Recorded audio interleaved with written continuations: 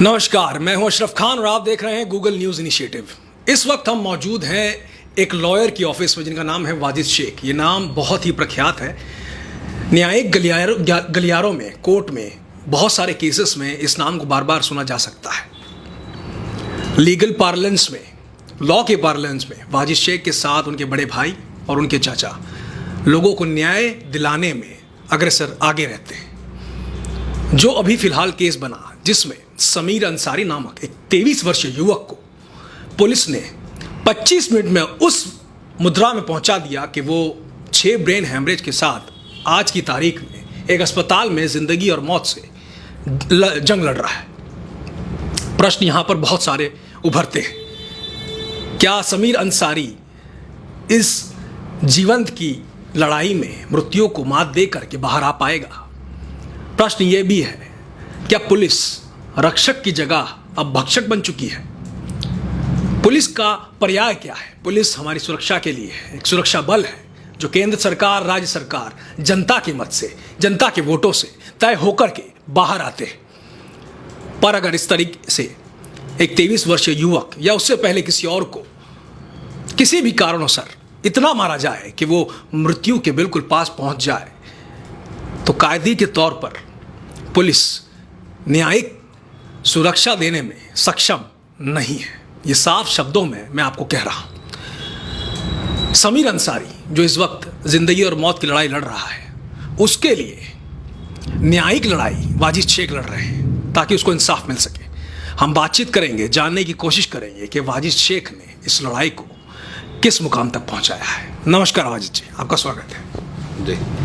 ये केस कहां तक पहुंचा है और आपको क्या लगता है समीर अंसारी को न्याय मिल पाएगा? हमने जब फर्स्ट एप्लीकेशन किया था सीपी ऑफिस में, कमिश्नर साहब ने डीसीपी साहब को ये इंक्वायरी करने के लिए अपॉइंट किया हुआ है। क्या आपको लग रहा है कि समीर अंसारी के साथ जो हुआ है, इसको लेकर के सोशल मीडिया में एक होबाला मचा हुआ है, लोग आवाज़ उठा रहे हैं, जस्टिस फॉर समीर वायरल हो रहा है हर तरीके से, हर समय पर, हर जगह देखा जा सकता है, लोग अपने स्टेटस पर रख रहे हैं, मतलब एक आवाज़ जनता के बीच से उठ रही है। क्या आपको लगता है कि पुलिस कहीं ना कहीं उत्पीड़न के मामलों में सर चढ़कर बोल रही है? लोगों को मारने में, परेशान करने में सरकार का, तंत्र का, पुलिस पर कोई कंट्रोल नहीं? पुलिस पे कंट्रोल की बात नहीं है। हमने याचिका सीपी साहब को दी है, हमने उनको एड्रेस की है। कहीं ना कहीं हमें भी ये विश्वास रखना होगा कि सीपी साहब इस पे संज्ञान लेके इस पे एफआईआर करेंगे, और विश्वास पीड़ित के परिवारजन भी रख रहे हैं। दिन निकल रहे हैं बट कहीं ना कहीं लोगों में ये आशा भी है कि इस पे संज्ञान लेके सीपी साहब इस पे एफआईआर इस पे दाखिल करेंगे, और इस पे जो भी आगे कार्रवाई है, जो इसमें इन्वॉल्व थे, जो अधिकारी इसमें इन्वॉल्व थे, उन पे एफआईआर होगी। कॉमन पार्लेंस में पुलिस का नाम उठ करके बाहर आ रहा है, किसी अफसर का नाम साफ तौर पर बाहर नहीं आया है। क्या आपको लगता है कि जिसने ये काम किया है, जिसने उसके ऊपर ये पीड़िता गुजारी है, उसके ऊपर कायदेकीय कार्रवाई होगी? कमिश्नर साहब ने आपको आश्वासन दिया है या फिर और कुछ करने की आवश्यकता है? पीड़ित के परिवार को कमिश्नर साहब ने आश्वासन दिया है, और जहां तक नाम बाहर नहीं आ रहा, नाम तो मीडिया में आ चुके हैं बाहर। 2 कर्मचारियों के नाम आए हैं, पुलिस कर्मचारियों के। उस पर देखो आगे क्या करती है पुलिस। क्या मैं मानता चलूं कि आपको ज़रूरत पड़ी तो आप हाई कोर्ट, सेशन कोर्ट तक का दरवाज़ा खटखटाएंगे?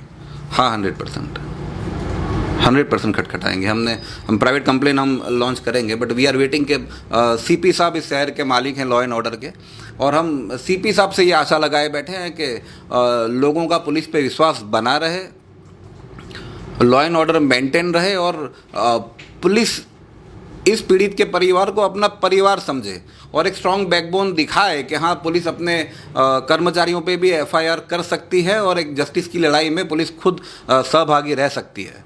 आपने विश्वास की, विश्वास तो उठ रहा है सर। साफ शब्दों में आपको कहना चाहूँगा, विश्वास को लेकर के एक विश्वसनीय कार्य पुलिस को ये करना चाहिए कि इस पर स्ट्रॉन्ग कार्रवाई करे, इन्वेस्टिगेशन के ऑर्डर्स दिए जाएं, और जो जिम्मेदार है इसमें उसे अरेस्ट किया जाए और उस पर कार्रवाई की जाए। इन्वेस्टिगेशन ऑलरेडी डीसीपी साहब को दिया हुआ है, डीसीपी साहब को इन्वेस्टिगेशन दिया हुआ है, और हम भी 1-2 दिन का वेट कर रहे हैं। देखिए आगे। कहीं ऐसा ना हो कि जो जिम्मेदार है वो और कायदे की ये लड़ाई में कहीं ना कहीं अंधेरों के गलियारे में छुप करके निकल जाए? सर हर एक केस में ई-फाइल्स की आशा रख सकते हैं आप।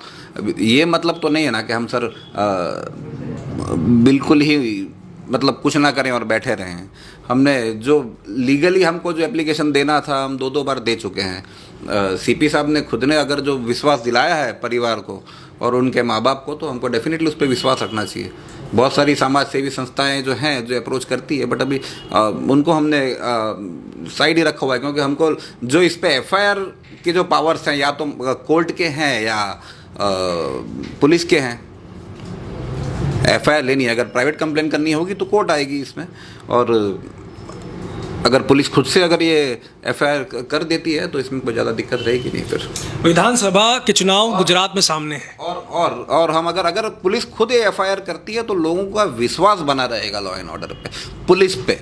और ये मेरे से मुझसे ज़्यादा तो साहब खुद जानते हैं, कमिश्नर साहब के, वो लेंगे और लेना चाहिए उनको। आपने विश्वास की बात की। विधानसभा के चुनाव गुजरात के बिल्कुल सर पर है। तंत्र को लेकर के, पुलिस को लेकर के खास कहीं ना कहीं लोगों में एक भय है, भरोसा नहीं रहा। कोविड-19 हो, लॉकडाउन का समय हो, मास्क को लेकर के समस्याएं ऊपर आती हों, कभी इसको कभी उसको, बहुत सारी ऐसी समस्याएं उठ कर बार बार अलग अलग पुलिस स्टेशनों से चिल्ला कर बाहर आती हैं। आपको क्या लगता है कि जनता को अब कुछ इसमें हस्तक्षेप करना चाहिए? सर दोनों चीज़ें बिल्कुल अलग है। एक मास्क के अंदर 1000 रुपये की पेनल्टी या 188 में पुलिस बैठाती है, वो पूरी चीज़ें अलग है। समीर का सीरियस होना अलग है और विधानसभा चुनाव पूरा अलग है। आप सबको क्लब नहीं कर सकते, और वो बहुत टाइम है अभी तब का तब। अभी तो समीर, तो क्या कारण है समीर का इतना सीरियस होने का, आप बता सकते हैं खुलकर? हमने तो सीधा आक्षेप उमरा पुलिस पे किया है, आप मुझे क्या पूछेंगे? बहुत बहुत शुक्रिया वाजिद जी बात करने का हमसे। तो ये थे वाजिद शेख, जिनसे हमने बातचीत की, जानने की कोशिश की समीर अंसारी के केस में आखिर जिम्मेदार कौन है। प्रश्न बहुत सारे हैं, चीज़ें साफ नहीं हैं, धुंधली नज़र आ रही हैं। पर देखना ये होगा कि सूरत के पुलिस कमिश्नर अजय सिंह तोमर उठ करके कौन सा फैसला लेते हैं जो न्यायिक तौर पर हक में हो। Justice delayed is justice denied. Cameraman Lavesh Bagwe के साथ Ashraf Khan, Google News initiative, Surat, Gujarat.